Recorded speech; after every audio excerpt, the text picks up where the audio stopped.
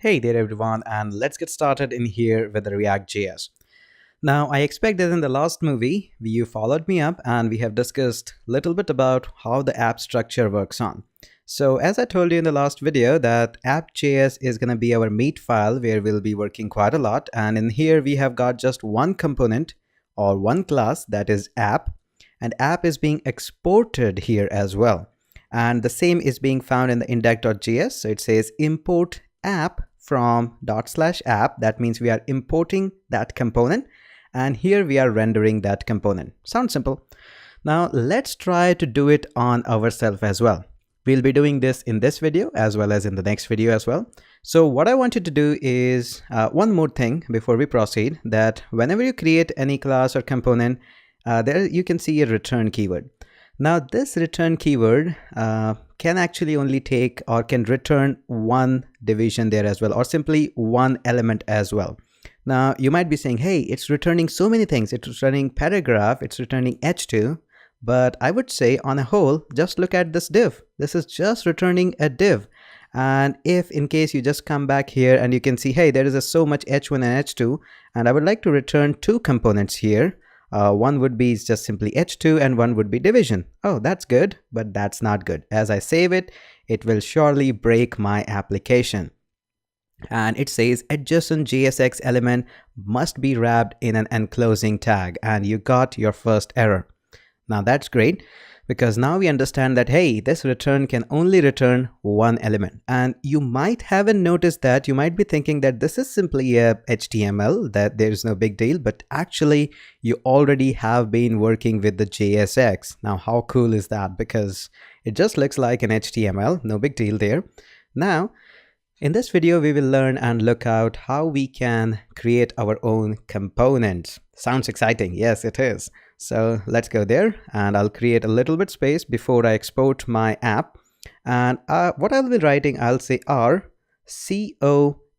for components. And notice it automatically suggests me because I have saved the default in my simple snippet file, and I'll hit the tab key. And notice automatically it fills a lot of things and place my cursor where we had the $1. Remember from the last movie? So that's good. In case you are using some other editor, you have to write all of this. So I'll just pause the movie there and write all of this. So I'll write two things here. Our component can be divided into two parts, the app header and app intro. So we'll call this as header. We'll call this as intro. So again, notice the rule is the first letter should be capital. So it's going to be header, and I'll hit the tab key, and it brings me into the division here. So what I'll be doing, I'll be moving everything in the app header, and I'll just cut that with Command X, and I'll paste it in here in this division. And voila, I have created my first component, but notice it just removed everything. Now the reason for that is we have actually created a component, but we haven't called the component here. Now if you want to call a component here in this case, because we are defining other component in the same file, we don't have to do that import thing. We are not importing from anywhere. We have to just call this header. Now calling this header is just like calling a BR tag, but since it's not a BR tag, it's a component, you have to just write the component name. So for example, this should be like this, and obviously it should be self-closing tag. You got that. And then we have got simply a header there. Save that, and notice our application is back and cool. Okay, sounds good. You have created your first component. That's so simple. Now let's just do that again, and this time you're gonna do before me. So you're gonna move this p tag into a separate component. You'll name it as intro, and just do that. So pause the movie there and do it before me. Okay, how did that go? I think it got really good. So what I'll be doing, I'll be using again my shortcuts there. And what I'll be doing is RCOM for components. Hit the tab key there, and notice it got there. And notice I have to write intro there, and make sure that I should be capital. And as soon as I got there, I have to hit the tab key, so it got automatically at the div place there. In case you are wondering how that got there, go to the atom, click on the snippets, And the reason why it's going there is because I have written $1 here and $2 there. If you want your cursor to be going somewhere else place, like here, you can write $3 here, and on the next tab it will go there. Sounds simple? Okay, and now let's just try to remove this. And what we will be doing, oops, this is the guy, so we'll be moving this p tag. I'll hit Command X there, and I'll be going here and I'll be pasting it here, and I'll save that. Again, it will broke my application, nothing will be there. Can you guess the reason? Yep, because we haven't called the intro in here. So how we can do that? It's pretty simple. You have already done that.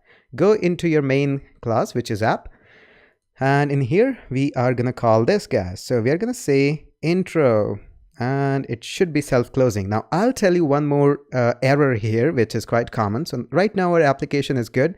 Now many times you will get some input tags or maybe other tags, and you will forget to close them. Like for example, like this. Now this will surely break your app, and it's gonna say, hey, JSX always expect a closing tag there. So it's gonna broke the things here. Now our HTML is quite liberative there. It gives us the liberty of not closing, but in this you don't get that. You have to always close. Now it can be self-closing, but it can be simply other part. Let me show you a quick example of that.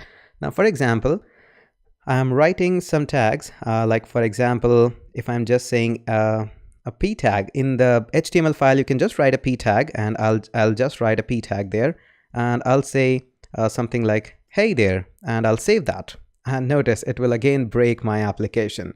But as soon as I close that tag, no matter it's a self-closing tag or whether I close it manually by other tag, it just says, hey, you need to close it. I save that, and notice it says hey there. So quite a valuable lessons that you have learned in this class. And what you have learned is, first of all, that our main component always return just one thing, and that one thing can be wrapped into a divisions, and inside that you can have many things, but it should just return one. And also you have learned your very first component creation. Again, I would say have a detailed look on how things are written here. Not just because I have given you a snippet file, you can always use them. For sure, you can use that. But again, having a close look on this is going to be really helpful.